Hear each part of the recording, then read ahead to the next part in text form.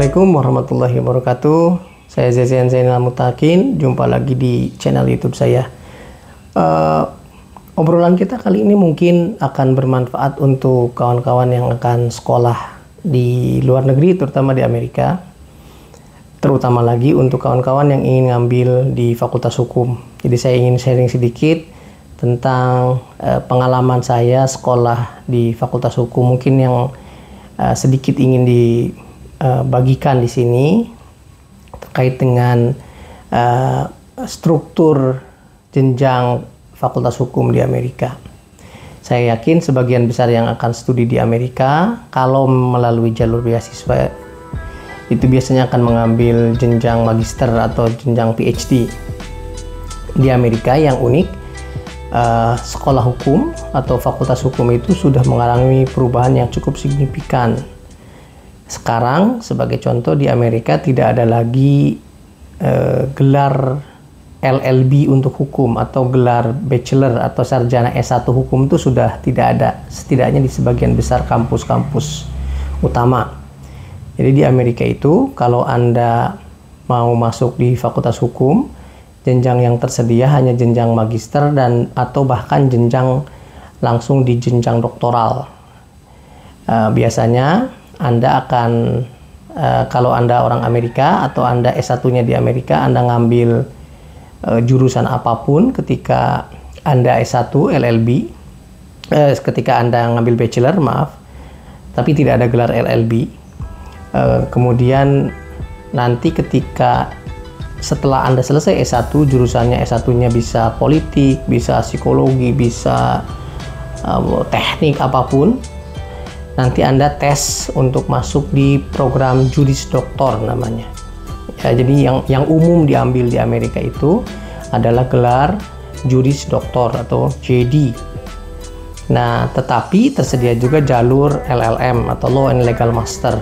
Nah, dalam prakteknya sekarang, sebagian besar mahasiswa yang dari luar negeri ketika dia ngambil S2 hukum di Amerika, mereka biasanya ngambil LLM atau Law and Legal Master, gelar S2 hukum, yang saya kira juga biasa dijumpai di negara lain, ya, di Australia juga LLM, di Inggris juga LLM. Tapi orang Amerika sendiri biasanya ngambil jalurnya itu dari S1 jurusannya apa saja, terus ngambil Juris Doctor atau JD. Kalau saya itu karena saya S2-nya di Melbourne, saya ngambil S3 hukumnya di Amerika, saya ngambil satu gelar lagi yang itu di atasnya Juris Doctor yang disebut sebagai Science of Juridical Doctor atau disebut sebagai SJD, Science of Juridical Doctor, ya. Jadi itu semacam PhD in Law atau belajar jenjang tertinggi dari studi hukum di Amerika. Apa bedanya antara Juris Doctor dengan Science of Juris Doctor tadi yang saya sebutkan, yang gelar saya? Gelar saya kan SJD ya kalau bahasa Indonesia. Gelar saya itu SJD, ya. Bedanya adalah kalau Juris Doctor memang dari awal didesain untuk menjadi program profesional. Jadi orang-orang yang ngambil gelar itu memang diorientasikan menjadi para lawyer profesional. Setelah itu mereka, setelah selesai 3 tahun programnya biasanya mereka di akhir perkuliahan itu akan persiapan sangat intensif untuk bar exam atau semacam tes pengacara. Jadi mereka ambil Juris Doctor 3 tahun. Di akhir, setelah mereka selesai, mereka biasanya langsung persiapan bar exam, dan ketika mereka lulus sebagai Juris Doctor dan lulus dari tes pengacara atau bar exam itu, maka mereka langsung memiliki lisensi untuk beracara secara menjadi lawyer profesional. Jadi kalau di Indonesia kan beda, ya, S1-nya misalnya SH, kemudian mereka mengambil PKPA atau mengambil sama seperti di sana bar exam, di sini juga ada KPAI, Pradi dan lain-lain mengadakan. Setelah itu Anda ikut beracara beberapa lama, setelah itu baru Anda punya punya lisensi lah, punya kartu tanda anggota dari asosiasi pengacara dan diakui sebagai lawyer yang bisa beracara. Di Amerika syaratnya hanya lulus juris doktor, kemudian lulus bar exam, maka Anda bisa beracara. Tapi memang biasanya pasti kalau yang baru lulus bar exam atau baru lulus dari ujian pengacara, mereka juga sama ikut di law firm yang ada atau beracara dengan orang lain, dengan mentornya begitu. Nah, tapi yang unik dari sistem hukum di Amerika itu, sebagaimana saya sampaikan, sudah tidak ada lagi S1 Fakultas Hukum. Sementara di negara lain, sebagian besar negara lain kayak di Indonesia atau di Eropa, di Australia juga masih ada, saya kira. Saya kurang tahu di Inggris, tapi di Australia yang jelas masih ada. Kemarin saya kebetulan ngasih lecture ke beberapa mahasiswa di program ACICIS di sini, ACICIS di Atmajaya. Mereka ternyata sebagian besar fakultas hukum S1 begitu ya.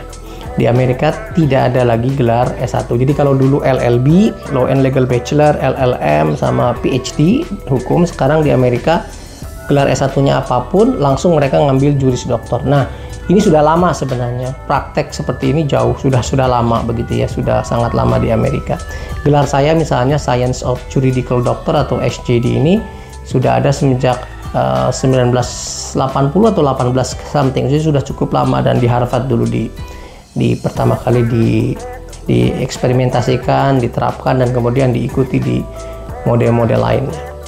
Jadi karena itu biasanya kalau Anda mau sekolah ke Amerika ngambil fakultas hukum, kalau Anda jenjangnya S2 maka biasanya akan ngambil track Legal Master LLM, hanya 2 tahun atau 2 tahun. Dan jika Anda mau ngambil S3 di fakultas hukum, maka biasanya Anda sebagian besar akan diarahkan ke program Science of Juridical Doctor atau SJD yang tadi saya sampaikan itu. PhD in Law mungkin masih ada, tetapi PhD in Law itu biasanya dia joint degree dengan fakultas lain. Jadi atau ada juga mungkin di beberapa fakultas hukum di kampus di Amerika yang masih menyediakan PhD in Law. Tapi pada prinsipnya SJD SJD itu ya sama dengan PhD in Law, karena pertama Anda harus ngambil kuliah selama 3 semester atau 4 semester. Setelah itu ada ujian, setelah ujian Anda nulis disertasi, setelah nulis disertasi ada sidang disertasi. Sementara dalam gelar JD yang tadi saya sampaikan yang biasa diambil oleh orang-orang di Amerika itu tidak ada tesis, tidak nulis disertasi. Mereka ngambil coursework aja, ngambil mata kuliah beberapa. Nanti di dalam rentang waktu 3 tahun itu, setidaknya ketika di UCLA Anda diminta untuk menulis 2 atau 3 paper panjang, kayak semacam latihan Anda menulis tesis, tapi itu bukan tesis ya. Saya kira itu saja, mungkin kalau ada pertanyaan bisa ditanyakan di kolom komentar. Sekali lagi ini semoga bermanfaat untuk kawan-kawan yang akan yang sedang hunting beasiswa, misalnya ada LPDP, ada Fulbright ya, sekarang ada juga prestasi ya kalau dari American Government, dan ini mungkin bisa bermanfaat untuk Anda. Sekali lagi terima kasih. Assalamualaikum warahmatullahi wabarakatuh. Sampai jumpa.